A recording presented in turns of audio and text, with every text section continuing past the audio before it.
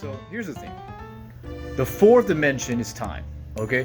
First dimension is a single period. Second dimension is like your Mario Brothers. Okay. And third dimension is here, Earth. Well, I mean not Earth. I mean like it's third dimension.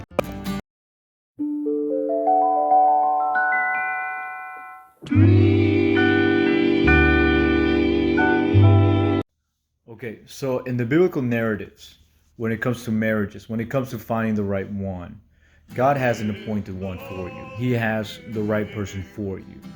Okay?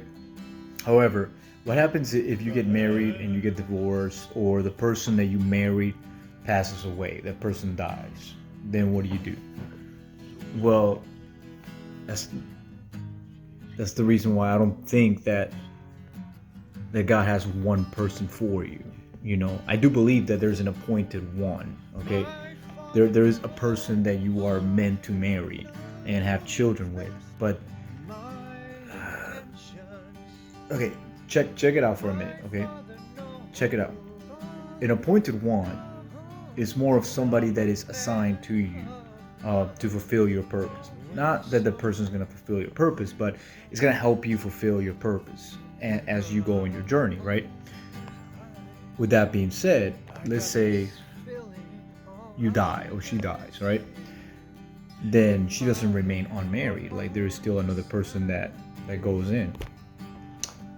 So there is the concept of the appointed one. Well, after watching the Spider-Man trailer, okay, it just made me think. How many times have you been around some people, or you've been around a person that you're thinking, wait, like I don't know, I got this feeling that says that something was supposed to happen between me and this person and it never did.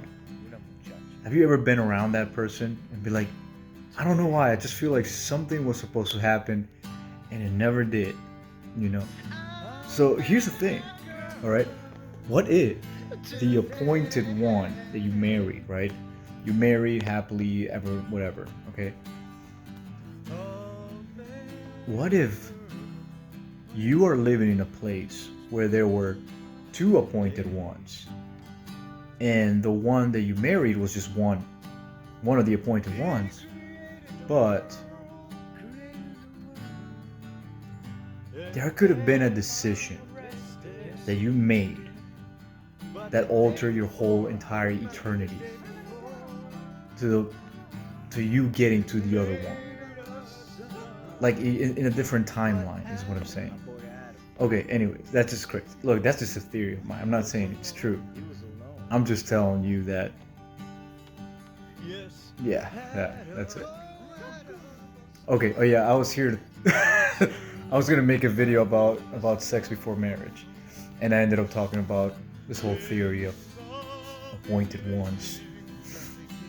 Okay, yeah, I think sex before marriage is a no-go, and I'll tell you why. Because God said so. The end. Thank you for coming out. Okay, so when you're having sex with somebody, right? You're technically having sex with somebody else's appointed one, right?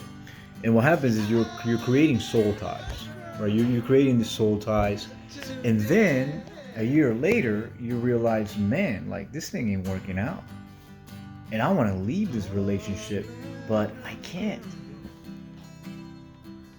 because there's a soul tie. You understand? That you made a soul tie. So with that being said, I think, okay, look, I'll be honest with you. I think that that's one of the problems, okay, that you create a soul tie, that you need to break the relationship if you go. But I don't think that that's the biggest problem, okay? I mean, obviously, it's a sin, but I don't think that that's the biggest problem. Right, the biggest problem is that it's a sin. That's the biggest problem. But I'm talking to you right now who maybe don't understand sin. I think the biggest problem is that the more you have sex with more people, the more you start creating more soul ties, that by the time that you're with the right one, the soul tie that you're supposed to have with this one person is not as strong as it should be. And I think that might be the biggest problem. But anyways, I got a new name. No, I'm not gonna go there. All right, that's all. I think so. Okay, so when it comes to marriages, to God, it's God number one. Okay, and obviously with God number one is everything else. Everything just gets added to that. Your purpose, where you're gonna go, living in obedience. Everything goes God number one, and then number two is the person you married. That's pretty high. That's very very high.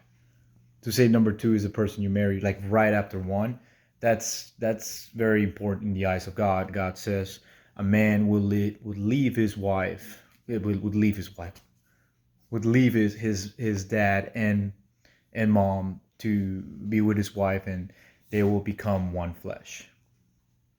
So yeah, it is big. It's woman, submit to your husband because he's the leader of the house. He's the one that's gonna lead the path.